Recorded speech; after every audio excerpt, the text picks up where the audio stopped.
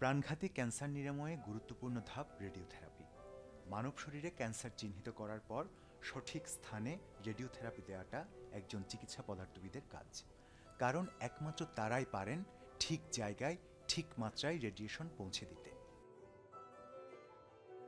জার্মানিতে অন্তত 50,000 মানুষকে চিকিৎসা দিয়ে সুস্থ করেছেন বাংলাদেশি বংশোদ্ভূত চিকিৎসা পদার্থবিদ অধ্যাপক ডক্টর গোলাম আবু জাকারিয়া। জার্মানির আনহাল্ট ইউনিভার্সিটি অব অ্যাপ্লাইড সায়েন্সের ক্লিনিক্যাল ইঞ্জিনিয়ারিং বিভাগে অধ্যাপনা করেছেন তিনি।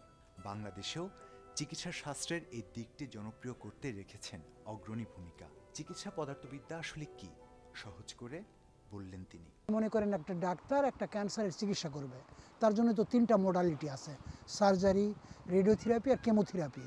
তো যখন রেডিওথেরাপি করবে এটা একটা রেডিয়েশন দ্বারা, তো রেডিয়েশন তো দেখা যায় না, শোনা যায় না, এর স্বাদ নেই, কিন্তু এটা আবার শরীরে ব্যবহার করছি।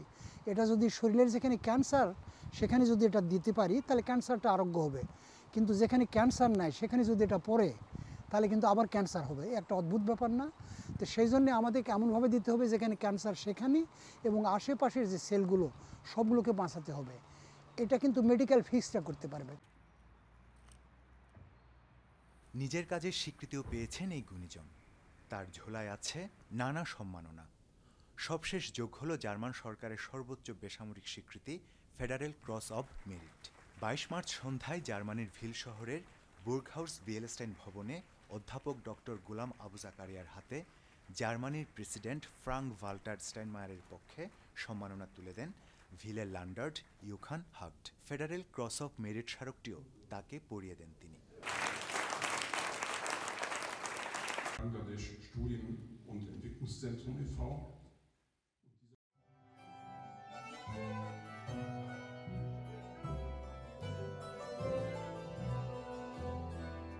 আবু জাকারিয়াকে সম্মান জানাতে সেদিন ব্যস্ত ছিল ভিলবাসী। নানা আনুষ্ঠানিকতার মধ্যে তাকে সম্মান জানানো হয়।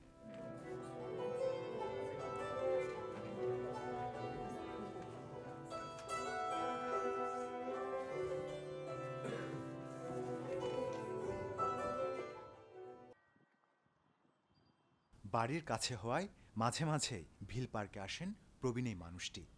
পার্কের মনোরম পরিবেশে একটু হাঁটাহাঁটি করেন আপন মনে। সেই পার্কের পাশ দিয়ে বয়ে গেছে ছোট্ট ভিল নদী। তার পাড়ে দাঁড়িয়েই কথা হয় তার সঙ্গে। সম্মাননা জয়ের অনুভূতিটা জানালেন ডয়েচে ভেলেকে। আমি অনেক সময় অনেক কাজ করেছি, যেটা আমার প্রফেশন, জার্মানদের নিয়ে বাংলাদেশের বিভিন্ন কাজ, কিন্তু এই প্রাইজটা যে পাবো এটা আমি কোনো চিন্তা করিনি। হ্যাঁ, এই জন্য প্রাইজটা পেয়ে যেন কেমন যেন একটা মনের ভিতর হচ্ছে যে যেভাবে একটা প্রাইজ পেয়ে গেলাম জার্মানিতে। সেই যখন 72 সালে এসেছিলাম তখন মাত্র একটা ছাত্র সে জার্মান শিখবে, একদম মানে কোনো তার সম্পর্ক, তার মানে কোনো ইয়েই ছিল না কোনো। সেই করতে করতে জার্মানির একটা প্রাইজ যে পেলাম, এটা আমার জন্য একটা অদ্ভুত ব্যাপার লাগে আসলেই। হাঁটাহাঁটির ফাঁকে কখনো পার্কের বেঞ্চে বসে নিজের চিন্তাগুলোকে শানিত করে নেন তিনি। জার্মানিতে বসবাস করলেও দেশের প্রতি মমত্ববোধের ঘাটতি নেই আবু জাকারিয়ার মধ্যে। চিকিৎসা বিজ্ঞানের এই অংশটিকে তিনি বাংলাদেশেও প্রতিষ্ঠা করার পেছনে রেখেছেন অগ্রণী ভূমিকা। শেষ পর্যন্ত গণ ইউনিভার্সিটি আমাকে এই চান্সটা দিয়েছিল আর কি। তো গণ ইউনিভার্সিটি আমরা আরও কয়েকটা ইউনিভার্সিটি প্রাইভেট আমাকে সাহায্য করেছিলেন, বলেছিল এখানেই করো। তো আমরা গণ করার জন্য একটা সুবিধা হচ্ছে যে ওখানে জাহাঙ্গীরনগর বিশ্ববিদ্যালয়টা আছে, আবার অ্যাটমিক এনার্জিও আছে। তো আমি ভাবলাম যে বিশ্ববিদ্যালয় থেকেও ছাত্র আমরা পাবো, অ্যাটমিক এনার্জির টিচাররা যেটা ফান্ডামেন্টাল সাবজেক্ট সেটা আমাদের পড়াতে পারবে।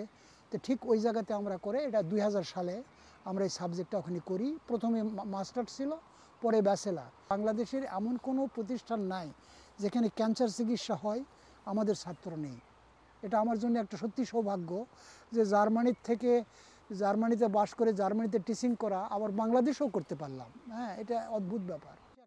প্রতিষ্ঠা করেছেন আলো ভুবন নামের একটি ট্রাস্ট। তাই আমি ভাবলাম যে আমাদের এতদিনের যে কাজগুলো এটাকে টিকিয়ে রাখতে হবে, কারণ আমি যখন থাকবো না এই দেশে কি এগুলো থাকবে কি না আমি তো জানি না, কিন্তু বাংলাদেশে যদি আমি একটা ভিত সৃষ্টি করতে পারি যে বাংলাদেশ নিয়ে আমার কাজ, আর ওখানে যদি আমি কতগুলো ছাত্রকে তৈরি করতে পারি যারা এটাকে ধরে রাখবে, তাহলে হয়তো এখানে শিক্ষা, স্বাস্থ্য এবং এই ক্যান্সার ট্রিটমেন্টে ধরে রাখবে। দেশে একটি হাসপাতাল নির্মাণের স্বপ্ন রয়েছে তার, যেখানে ক্যান্সার সংক্রান্ত সব চিকিৎসা একটি ছাদের নিচে নিয়ে আসার পরিকল্পনা তার।